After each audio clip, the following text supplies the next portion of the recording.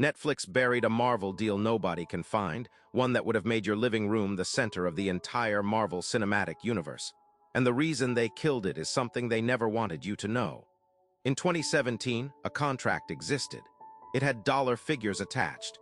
It had Kevin Feige's people in the room. It would have locked Marvel's street-level characters into Netflix permanently, made those shows canon genuinely, legally, forever canon, to the same films you were paying $15 a ticket to see. Then inside 6 months it vanished. No announcement, no breakdown, no official statement from either company, just silence. And the reason for that silence is worse than you think. To understand what was buried, you need to understand what existed before it. In 2013, Marvel Television and Netflix signed a landmark output deal.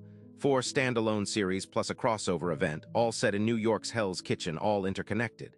Daredevil, Jessica Jones, Luke Cage, Iron Fist, then The Defenders. The reported total value of that first arrangement was $200 million. Netflix described it publicly as the largest content commitment in their history at the time, and it worked. Daredevil Season 1 dropped in April 2015, and critics called it the best thing Marvel had put on any screen, small or large. The audience agreed. It averaged over 11 million viewers in its opening month. By 2016, all 4 shows were in simultaneous production, and the street-level Marvel universe had become the most creatively ambitious thing either company had attempted outside the main film continuity. What came next was supposed to lock that in permanently. Here is what almost nobody reported at the time. In 2016 and into early 2017, Marvel and Netflix were negotiating a second, significantly larger deal. Not just additional seasons, not just new characters, a structural integration. According to people familiar with the discussions, sourced through trade press reporting and documents that circulated briefly before going quiet, the new agreement would have formalized what millions of fans had been demanding for years: direct story continuity between the Netflix shows and the theatrical MCU. Shared character rights, usable in both directions. A negotiated budget floor that would have put individual Netflix episodes on par with mid-tier Marvel Studios film production. The number floated internally was over $500 million across a 5-year commitment. Ted Sarandos, then Netflix's chief content officer, had signed off on the framework.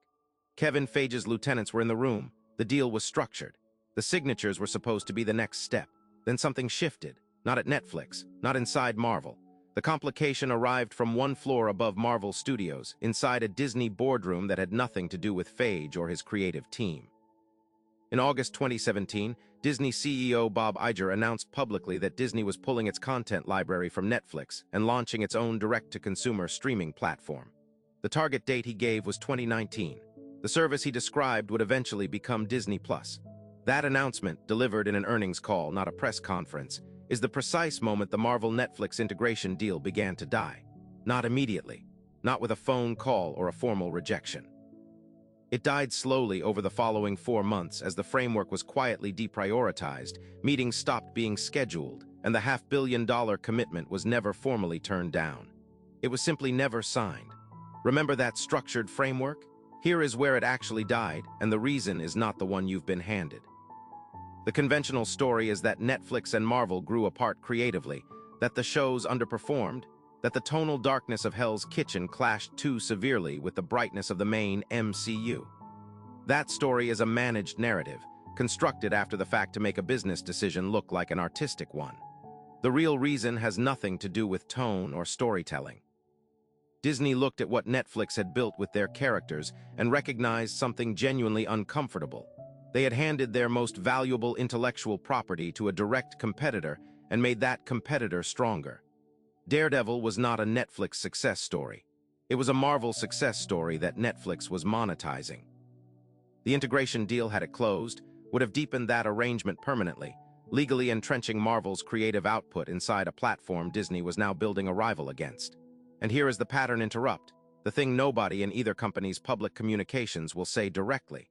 The Marvel Netflix shows were not canceled because they failed. They were canceled because they succeeded. Daredevil Season 2 pulled an estimated 19 million viewers in its first month. Luke Cage crashed Netflix's servers on its release night. Netflix confirmed this publicly, then stopped confirming anything about viewership ever again. The shows were proof that Marvel content could anchor a streaming platform, and that proof was precisely why Disney could not allow the integration deal to close. They needed that proof for themselves. If that deal had closed, the MCU does not have the shape it has today. The Defenders are in the films from Phase 3 forward. The street-level New York of Hell's Kitchen is not a separate continuity quietly retconned and reintegrated years later. Charlie Cox does not spend 3 years in legal limbo before a single hallway cameo confirms he still exists. The negotiating leverage that might have given Marvel Television genuine creative independence never quietly evaporates inside Disney's corporate consolidation. But here is the question that has never been answered. Who made the specific call to let the deal die, and what did they receive in exchange for killing it? Because somewhere inside Disney's structure, one person chose the platform over the characters. If they made that choice once, which studio's buried deal gets chosen next?